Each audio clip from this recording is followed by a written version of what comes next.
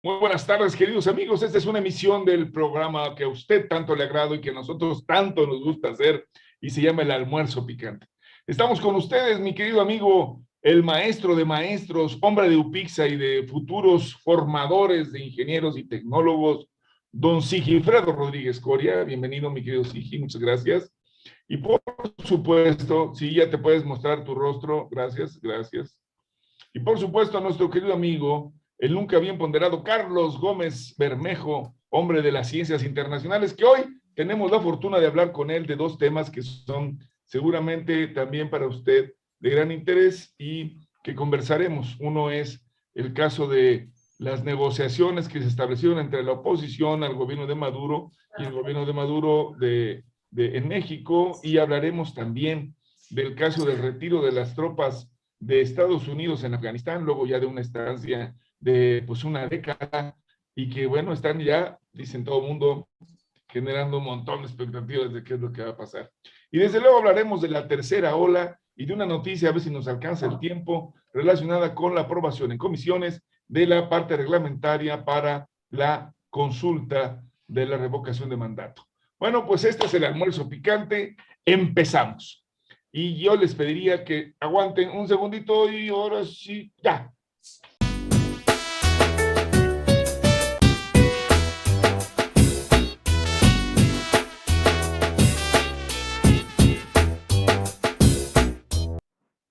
Listo, bueno, pues, Carlitos, de temas internacionales, platícanos cómo va eso de las rondas de negociación entre la oposición a Maduro y el gobierno de Maduro en Venezuela, y por qué en México, y para dónde va, tiene futuro, de qué hablan. Por favor, cuéntanos tú que estás enterado de estos menesteres. Bueno, muchas gracias, Sigui. Maestro Ulises, con gusto de estar otra vez de nueva cuenta en el almuerzo picante. Pues sí, vamos, o sea, la semana pasada se declararon abiertas las mesas de negociación en un lugar del Museo de Antropología entre el gobierno venezolano, encabezado por Maduro, y la oposición, encabezada por Guaidó, ¿no? Este personaje que se autodeclaró presidente de Venezuela.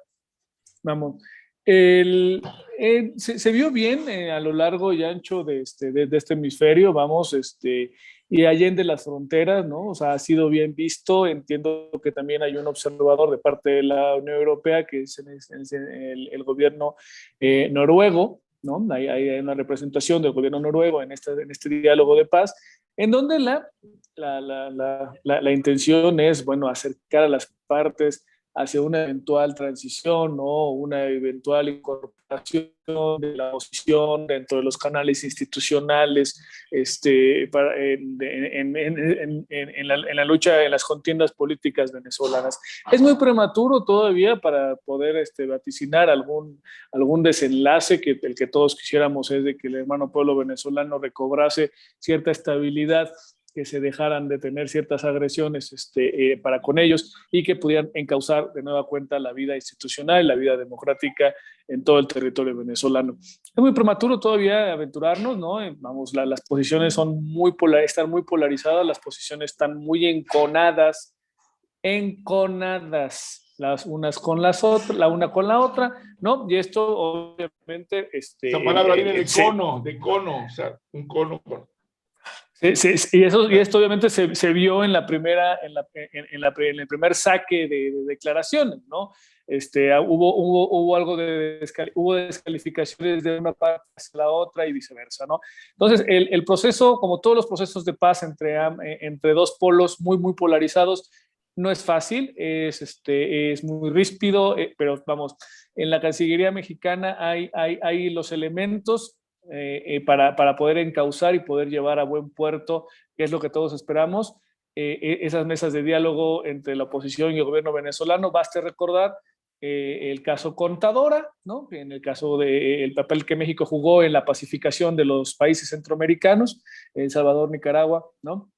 Es decir, hay los buenos oficios por parte de la Cancillería, de la formación de cuadros en el Instituto Matías Romero, es decir, sí hay con qué hacerle frente. Y esto sería una estrellita, obviamente, en el palmarés del canciller, ¿no? De llegar a buen puerto, y vamos, sus bonos, para que sea lo que sea que vaya a ser en el futuro, sus bonos subirían, ¿no? Vamos a, eso es lo que se está jugando en el caso concreto de Marcelo, y en el caso de Venezuela, bueno, se están jugando la estabilidad de todo un país, ¿no? Gracias. ¿Cómo ves la iniciativa? Gracias, mi querido Carlos. Coincido en buena medida en buena parte de tu análisis y bueno, desde luego la información importante. Estamos apenas arrancando, pero lo que llama la atención es que México juegue este papel como lo jugó para Centroamérica y el Caribe. Se dice de buena medida que Venezuela es uno de los países del Caribe, de esta región o esta subregión que conocemos así en el espacio que ocupa América Latina. ¿Qué opinión te merece, mi querido Sigi, toda vez que, como bien comenta el buen Carlos, además de colocar a México, pues pareciera que cada vez anda más activo nuestro distinguido canciller? Y bueno, ya tuvimos en su momento la intervención que fue muy oportuna, según se lee, para salvar la vida del propio Evo Morales en en aquel golpismo que ya acabó por resolverse por una vía electoral en ese país. Y ahora en este intento que también pues fue una situación de crisis que pues algunos hasta querían intervención armada. ¿Cómo la estarías viendo tú, mi querido Sigi? ¿Qué opinión te merece esta actividad política tan fuerte de México? Ulises, bueno, directamente entrarle al... bueno, antes quiero preguntarte, ¿dónde estás? ¿Por dónde estás sobrevolando ahora? Estoy ahora mismo en una zona muy, muy alta porque se alcanza a ver. No, seguro que Mira, está. Es el Monumento el a la Revolución. del tamaño del Monumento a la Revolución. Sí, sí, Así es como la quisieron ver. Algunos quisieron hasta desaparecerlo. No puedes dejar pasar una crítica soterradamente, pero bueno. No. Regresando, no, está bien, hablando más. Siempre fina la crítica, y la crítica no tiene que ser necesariamente de criticón, sino de construcción, crítica constructiva. Siempre lo hacemos en este programa.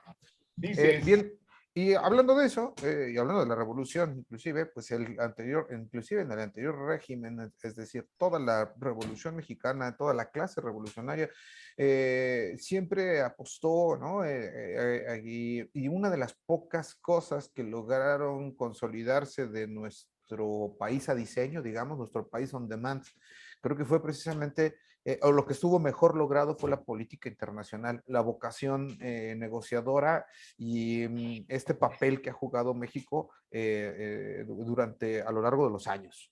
Siempre ha tenido un papel destacado. En los últimos sexenios, hay que decirlo francamente, hay muchas críticas de tirrios y romanos acerca de cómo jugaron sobre todo Calderón y Peña Nieto, estos gobiernos, sus cartas a nivel internacional. Y creo que sí, bueno, el canciller Marcelo Ebrard lo está haciendo al modo, digamos, a la vieja escuela. Recordemos que pues él tiene una ascendencia directa, digamos, una relación con Manuel Camacho Solís, ¿no? El cual pues también le sabía muy bien al tema.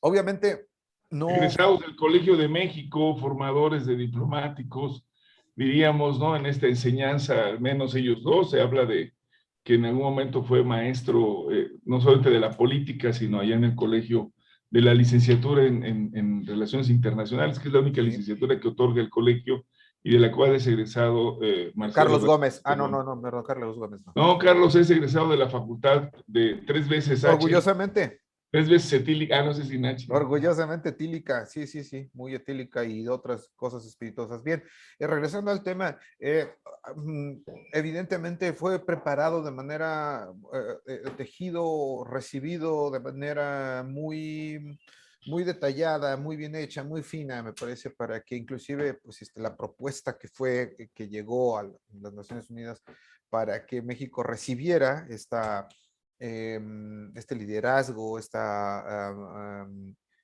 vista al mundo de lo que está haciendo. Ahora bien, creo que bien, México, ya lo detalló muy bien Carlos, ustedes dos, ambos muy conocedores de la H etílica, 3 veces facultad y ciencia de las... Yo tengo más formación de Estados del CELA, del Centro de Estudios El estado Latinoamericanos. el estado Y el buen Carlitos es más de la onda internacionalista, sí, es más sí, de la ¿verdad? geopolítica, sí, Sí, pero ¿verdad? Cada bien. uno tiene sus perfiles así muy bien definidos, claro. Yo Tú no, siendo perro amarillo, pues simple y sencillamente sociólogo de a pie, humilde Politécnico. trabajador de las ciencias sociales.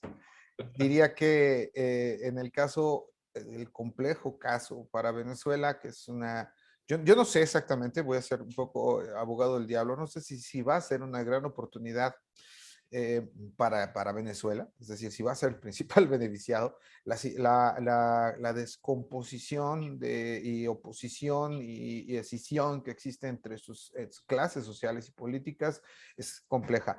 Me llama la atención, por ejemplo, la representación que manda Venezuela, sobre todo la oposición.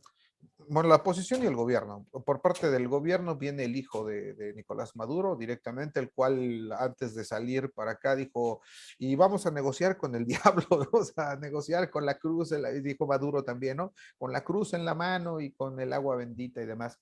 Sin embargo, después cambió de opinión, me parece, y ha lanzado al avanzar, perdón, valga la redundancia, al tener ciertos elementos, me parece que ha cambiado parcialmente la posición del mandatario venezolano y hay una propuesta muy interesante en el aire que lanza desde allá, desde el Cono Sur, y dice que le gustaría negociar directamente con Estados Unidos directamente y propone la reapertura y el regreso de los cuerpos diplomáticos, lo cual, vamos, por lo menos es ese, si no tentador, por lo menos me parece sí polémico como lo lanza. La Y oposición manda a Capriles y se le quitan a Capriles a su representante y va por Guaidó, no son lo mismo, pero son lo mismo, los tres partidos más representativos están ahí, no hay acuerdo inclusive entre ellos totalmente, difieren, la veo difícil todavía, pero lo que más destaco, Ulises, es esta propuesta de Nicolás Maduro. sí, creo que lo que me gustaría destacar, compañeros, es la congruencia que se está generando entre lo que propuso recientemente el presidente en esta reunión celebrada en el Alcázar de Castillo de Chapultepec, donde habló de la necesidad de contar con un nuevo organismo de Estados americanos o de otro organismo multilateral para América Latina y poner en prenda la posibilidad de que México sea este espacio de negociación. Y lo coloca a México en una circunstancia que, correcto, bien dice Sigi, México ya había tenido en tradición, lo dice también Carlos en el sentido de lo que fue contadora para la pacificación de Centroamérica, pero hay que decirlo, todo eso ocurrió hace pues 40 años, compañeros, ¿no? Digo, por lo menos, 30 y tantos. Y el hecho de que estemos hablando de este fenómeno coloca de nuevo a México en una situación, en mi opinión, de vanguardia. Ya su intervención decía en el caso boliviano, y ya ahora particularmente en la búsqueda de un acuerdo para Venezuela, me parece sustantiva la participación y activa sobre todo la posición diplomática de las relaciones y del mundo internacional para México. Se le había criticado la actitud, digamos, proteccionista, se llegó a decir que el gobierno era pro Maduro en todos los niveles y que además era casi bolivariano y que recibía apoyos y presupuestos y ahora ser, digamos, mediador y aceptado por las otras partes por la mediación, me parece que es un gran logro, no solamente de la diplomacia, sino de la búsqueda de un acuerdo que realmente puede llegar a generarse con la intermediación de México, con los Estados Unidos y con el resto de los países. No es una situación menor, ha sido una situación delicada, complicada. La frontera con Colombia ha tenido momentos muy complicados, muy ríspidos.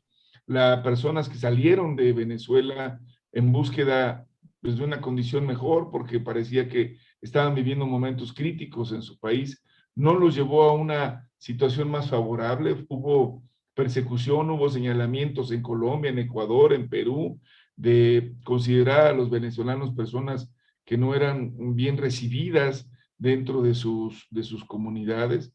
México tiene una enorme comunidad venezolana que es simpatizante del opositor al gobierno del propio Maduro, y sin duda pues hay muchas cosas que observar del gobierno de Maduro y que señalar como vías y que México está interviniendo no para imponer una solución, sino para hacer el espacio en donde se amortiguen estos conflictos y puedan encontrarle una vía, de verdad la coloca a la vanguardia de lo que está ocurriendo en otras partes del mundo.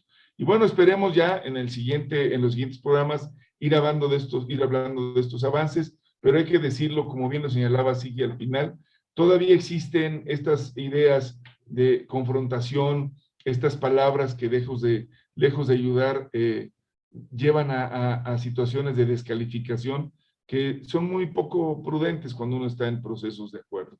Pero hay que decirlo, evidentemente esa es parte también del juego de la política. Recordemos que las rondas de paz para Colombia que empezaron también en otras naciones nórdicas, terminaron en Cuba, finalmente se buscó que pudiera ser este arreglo, hoy de nuevo está tambaleándose el acuerdo con la parte radical del movimiento armado en Colombia, que no podemos decir que solamente son las FARC, ha habido diferencias, este gobierno de derechas que encabeza Duque no ha dado mucha posibilidad para que se le dé continuidad, así es que es una región con un nivel de conflictividad muy importante, y creo que el hecho de que México esté auxiliando en la tarea de pacificar es una buena señal por lo menos, y que pueda hacer el vínculo con otros, particularmente con Estados Unidos, también lo es.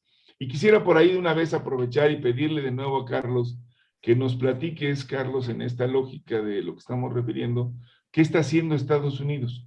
Esta decisión de retirar ya las tropas de Afganistán después de una estancia pues muy larga, pero que pareciera poco productiva porque supondrían algunos que, bueno, pues ya había logrado tener un gobierno estable, y cuando decidieron que ya se iban, pues más bien parecía, y algunos lo han recordado, como cuando sale en tropel de Saigón el ejército norteamericano, cuando ya las tropas del Vietcong avanzan sobre el sur de su región conocida como ahora Vietnam, antes era Vietnam del Sur, Vietnam del Norte.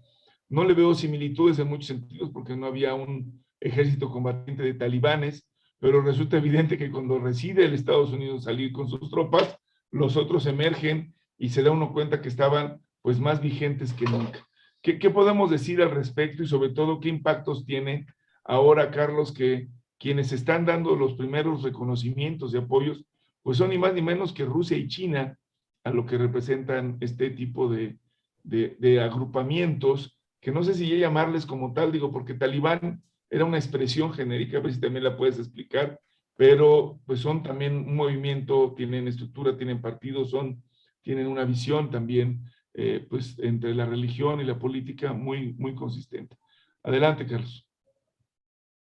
Muchas gracias, maestro. Sí, ambos, tanto lo de las mesas de negociación venezolana como la ocupación del territorio afgano y el control dentro de las fronteras de Afgano por parte de los grupos de mujahidines y talibanes, son sucesos que están aconteciendo relativamente en tiempo real, es decir, las noticias están llegando de manera paulatina y son eventos que se están llevando todavía, se están realizando. En el caso de las escenas que vimos en el aeropuerto de Kabul, asemejan a cualquier película apocalíptica de las que los estadounidenses nos han inundado los últimos años, ¿no? La muchedumbre subiéndose literalmente, como dijéramos en Ciudad de México, de mosca en los aviones, huyendo, queriendo huir del país. Leía una nota de la BBC donde se planteaba que el embajador del Reino Unido y de Alemania estaban en el aeropuerto y que habían puesto 2 escritorios en el aeropuerto para sellar pasaportes y tratar de que la mayor gente que estaba colaborando con ellos, o trabajadores de la embajada y sus familias, pudieran facilitar su salida, dado que se prevé que el régimen talibán considere que estos personajes han sido colaboracionistas de Occidente y entonces sufran algunas represalias. Al ser Hay que decirlo que les gustan las represalias estilo medieval, ¿no? Decapitan y hacen cosas. Sí. Están regresando a Afganistán a la Edad Media, ¿no? O sea, realmente, como los estadounidenses regresaron a Irak más o menos a la misma época, ¿no? O sea, en otro platicaremos sobre los avances que había logrado Irak dentro del mundo musulmán y que a final de cuentas pues destruyeron los estadounidenses mediante sus invasiones. Es muy apresurado decir qué va a pasar, vamos, sí, vamos, Ulises tiene razón, los chinos y los rusos son como que los que están alzando la mano porque, vamos, atraviesa precisamente Afganistán, es un enclave importantísimo dentro del macroproyecto histórico que tienen los chinos, que es el Belt and Road, ¿no? La nueva ruta de la seda. Afganistán está precisamente en esa nueva ruta de la seda y tener un control ahí de toda la lana que le están metiendo los chinos en ayuda con los rusos, obviamente es de considerarse.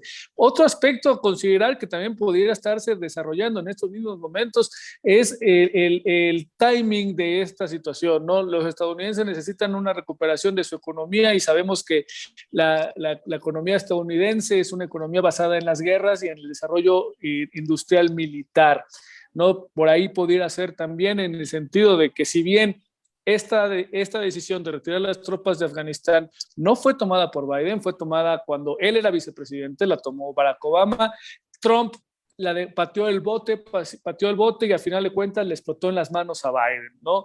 Y está pagando las consecuencias. Vamos, podría haber un enfoque interesante ahí si el complejo militar industrial de los Estados Unidos se le invierte una lana y la intención es recuperar esa parte del mundo. No lo creo. No creo que vaya a ser por ahí. Sin embargo, vamos, como posibilidad existe ante la necesidad de echar a andar de nuevo una economía que, como repito, como dije anteriormente, está basada en el complejo industrial militar. Cada segundo cuenta, ¿no? Cada segundo estamos recibiendo información nueva en este sentido. Es triste, ¿no? El hecho de que los talibanes o esta acepción del Islam que tienen los talibanes sea la que esté gobernando, la que tenga el poder ahora en Afganistán. Va a ser un polvorín, de por sí la zona ya lo ha sido históricamente. Recordemos que tienen frontera con Irán, ¿no? Son las dos acepciones más radicales del Islam, la que precisamente gobierna en Irán, la que gobierna en Afganistán, Pakistán, es posible que haya una desestabilización de Pakistán. Sí, ahí están. Aunque no tanto porque Pakistán es aliado de los talibanes. Hay que recordar que cuando empezó la invasión estadounidense, precisamente talibanes fue una reforma de Afganistán. Pero de esos talibanes, quizá de cuáles que lleguen ahora, ¿no? Oye, pues Sigi, pues mira, con esta visión así tan amplia y gracias, Carlos, por tu información que es muy vasta. ¿Cómo la ves? Tú que tienes algo cercano, porque eres cercano a Apatzingán. ¿Qué pasó en Afganistán? Conozco un talibán que es de ahí, de Apatzingán, del rumbo de Apatzingán, y sí, ahí están, efectivamente. Ahí están. No, ¿cómo la ves, amigo? ¿Crees que ya pinte para que se estén preparando nuestros vecinos para hacerle la guerra a Irán o alguna cosa por el estilo? O a los de Apatzingán ya se van a poner en la línea de que se van a ser liberados. Pues ya sería una línea doble, ¿no? O sea, hacerle la guerra a los narcos de Apatzingán y a los talibanes de Afganistán, y además sería un juego de palabras tremendo, pero yo creo, ya lo mencionabas, y Carlos hizo lo propio también, aunque lo descarta, pero es una tentación enorme, justamente porque ya lo mencionaba, ¿no? La activación de la economía a partir de la famosa economía de guerra, la cual obliga a la producción, ahí no hay de que el mercado jale o se caiga. También además jala. ¿Te acuerdas? Sí, le estaban haciendo mucha competencia a tu territorio por el tipo de amapola que se estaba desde el aguacate, no, es aguacate, no seas mal pensado, incriminoso, sospechosiento, es puro aguacatito y el que se exporta, no, y está tremendo también en Apatzingán, justamente todo este tema, las huertas aguacateras, pero bueno, ese es otro tema y ese otro tan. Regresando al otro tema, yo creo que a Carlos le faltó inclusive mencionar, irse un poco más atrás en la historia, porque bueno, el origen de este problema, quien inició la ofensiva por parte de Estados Unidos fueron los Bush, ¿no? Básicamente. Y recordaremos también que hay una serie de intereses cruzados y creados económicos en la zona, ciertamente China y Rusia no se apresuran a emitir juicios ni a sacar la gente. Estaba viendo, por ejemplo, también que Estados Unidos recuperó parcialmente una parte, pues, el aeropuerto de Kabul para garantizar la salida. Coincido contigo, fue un mal precedente para Estados Unidos, sea como sea, se vio terrible que la salida y saliera inmediatamente. Una cosa que me llama, y ahí lo dejo para discusión, y como dijo el clásico, y con esta me despido, este nuevo régimen, que no es régimen, ¿no? Y que quién sabe cuál sea de las versiones y de los segmentos de talibanes, dijo que se respeta, que en esta ocasión, en este nuevo gobierno, no habría las limitantes y las cancelaciones para los derechos de las mujeres. Me llama mucho la atención y me llama mucho la atención que Estados Unidos diga, y si respetan los derechos humanos no va a haber bronca y no nos vamos a meter, ¿no? Estamos ante un nuevo paradigma ya totalmente operante. Es una buena pregunta, ¿no? Pero lo que sí habría que decir, y a ver si nos puedes ayudar un poco, Carlos, lo que ocurrió es que al día siguiente de la salida y empezar el retiro de tropas, tuvimos ya esta crisis de inmediato y ya la salida del presidente de Afganistán inminente. Digo, ese marco que se están moviendo las tropas y todo el mundo va huyendo. Así que pareciera que más bien es la desaparición de lo que había. Y te preguntas, entonces, ¿qué hicieron durante todos estos años ahí? No se reconstruyó, no se intervino. Ibas a decir algo, lo mismo ocurrió con el caso de Irak. Coméntanos, porque bueno, hasta hicieron películas de la guerra contra los talibanes. El francotirador que regresó prácticamente loquito a morirse a Texas, ¿se acuerdan? Hasta fue motivo de un premio de Oscar o alguna cosa por el estilo. Cuéntanos un poquito, amigo, porque creo que tampoco se alcanza a dimensionar la crisis de carácter, digamos, de Estado que puede significar, porque además, tú lo decías, está en medio de la nada y parece un Estado inventado. Digo, muchos dicen que en realidad lo es. Sí, recuerdo que cuando la construcción de instituciones cuesta sangre, sudor y lágrimas, ¿no? Y destruir las instituciones o mandarlas al diablo es muy sencillo, es muy fácil, ¿no? Construirlas es lo complicado, mantenerlas y defenderlas es lo que se vuelve complicado en ocasiones. En el caso de Afganistán, después de, no, tú decías una década, no, por lo menos es década y media o casi 2 décadas sí, de establecimiento de las bases estadounidenses y junto con la OTAN, que solamente estuvieron ahí a nivel de policía, o sea, realmente no hubo una construcción de instituciones, no hubo formación de cuadros. Por mucho que haya sido atacado el INE en últimas fechas, el INE fue a Irak a dar cursos para formar un instituto electoral en Bagdad. El INE en cuanto a la formación de cuadros para los procesos electorales tiene cierto prestigio, tiene un buen prestigio a nivel internacional, y fueron en brigadas a Irak a construir las instituciones. No se hizo, ¿no? Y ahorita Ulises hacía un comentario en el sentido de la calidad de la amapola afgana, ¿no? Y muchas de las guerras estadounidenses han estado también motivadas por el control de este tipo de sustancias recreativas, ¿no? Aunque en este caso no creo que el tema, no creo que vaya por ahí. Eso, O el opio sigue, o sea, hasta para los analgésicos y anestésicos lo siguen utilizando. La complicación va a surgir ahora. Bueno, Europa acompaña de cierta manera lo que los estadounidenses estén planteando, ¿no? Es muy precipitado todavía ver qué pudiera acontecer en esa parte del mundo, que, insisto, o sea, históricamente es un polvorín, va a seguirlo siendo. Es el pronóstico reservado, ¿no? Gas, petróleo, siguen jugando un papel importante por ahí, en este sentido, ¿no? Entonces también hay que ver cómo se mueven. Lo dije en mi anterior participación, el plan de desarrollo chino de la nueva ruta de la seda, lo que es la Belt and Road, que va desde Beijing hasta Europa, ¿no? Con un pasaje, un camellón, ¿no? Una vía con comercio, con intercambio comercial, con recursos naturales, climas, materias primas, todo esto pasa por Afganistán, y entonces es un enclave que se vuelve muy apetecible, muy codiciado por los chinos, por el Belt and Road, y por los estadounidenses que quisieran de alguna manera, aunque no abiertamente, pues minar el crecimiento chino en otras partes del mundo. Pues con esa decisión no lo hacen, amigo mío, porque al final lo estuvieron conteniendo, pero ya no pudieron, como bien comentas, hasta en ese nivel estratégico los derrotaron. Le daremos seguimiento desde este programa, desde nuestros análisis. No deje de escucharnos, lo verán.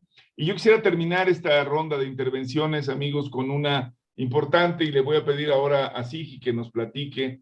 Se insiste mucho en la tercera ola, en los impactos. Estamos ya por terminar el programa. Yo te pediría en una versión breve, amigo mío, en los próximos 2 minutos nos pudieras explicar en qué estamos, a dónde vamos y cómo pinta el naranja que parece rojo, que parece fuchsia, que parece, no sé. A ver.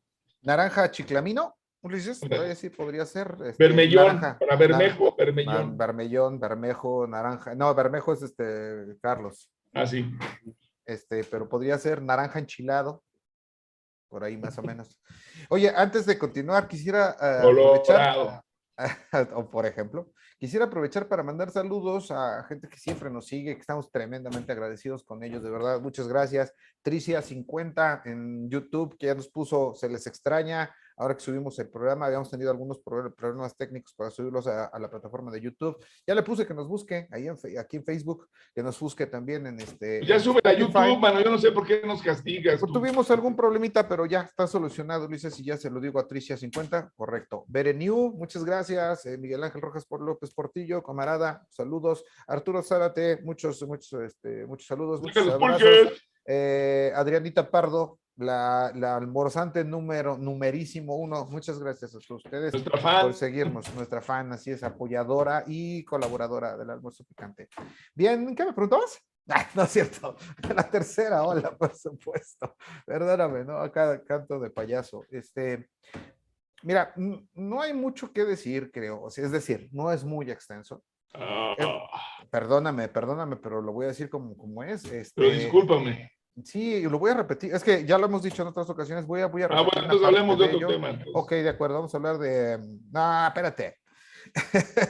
El caso de la tercera ola, insisto, es una situación normal con respecto a la evolución que tienen las epidemias epidemiológica y estadísticamente.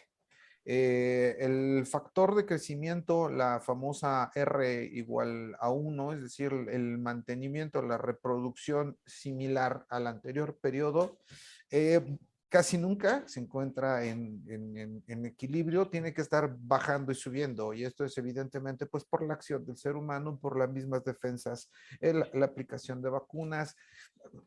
¿Qué caracteriza esta segunda o tercera ola, como se le quiera decir? Porque la primera, si la comparamos con la segunda y la tercera, no representa ninguna ola, ¿estás de acuerdo, no? Fue ridícula en realidad, ¿no? Fue muy pequeño, pero creo que sí, nuevamente esta estrategia del hammer and the dance creo que fue importante para mantener todo ese periodo, que no se rebasara en ningún momento, y creo que eso es algo que se le suele pasar a la gente a veces, y desgraciadamente también es utilizado a veces políticamente para posicionar ciertas agendas, y entonces se olvida que el sistema no se vio rebasado, un sistema que estaba realmente en la calle de la amargura, o peor, mucho peor, era uno de los, no sé, seguramente uno de los peores del mundo, en cuanto a infraestructura, capacitación,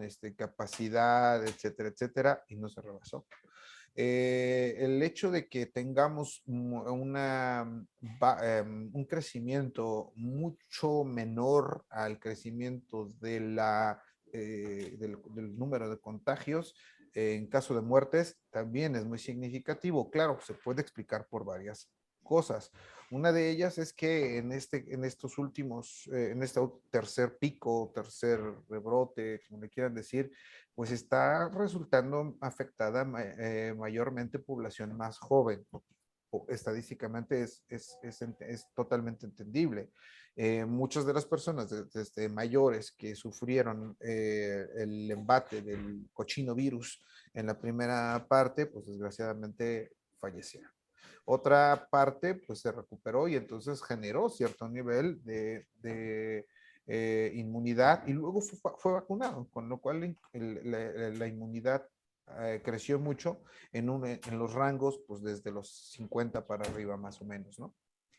En el otro extremo, tardaron más. Nos siguen criticando la falta de aplicación de las vacunas y que sigue habiendo más muertes relacionadas con el tema.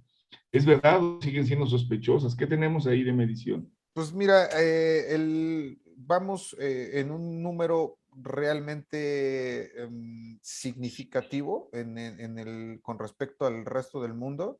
Lo dijimos hace tiempo, ya, cuando ya llevábamos varios millones de vacunas, de vacunados, aunque fuera con una dosis, en muchísimos países del mundo todavía no tenían una sola. Muchos de los países están experimentando rebrotes, o sea, ya lo he dicho en otras ocasiones, ¿no? O sea, aplaudimos como focas de repente, Nueva Zelanda, Israel, Alemania, y luego resulta que estos mismos países sufren una crisis y esto va a suceder, es parte del brote natural. Entonces, entiendo, ¿no? O sea, hay gente que tiene sus posiciones políticas o ideológicas muy, muy dadas, pero yo sí pediría mesura con toda esta situación, ¿no? O sea, sí medirlo con respecto a lo que representa el volumen y el problema social y médico de esta, ¿no? Entonces, yo sí sigo pensando, estoy absolutamente seguro que la administración de la epidemia en México ha sido absolutamente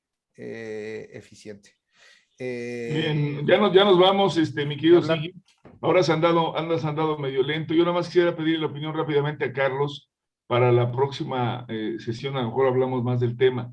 ¿Tú cómo la ves? ¿Si estamos en una tercera ola o no, mi querido amigo? ¿Estamos en riesgo o está mintiendo la información o qué?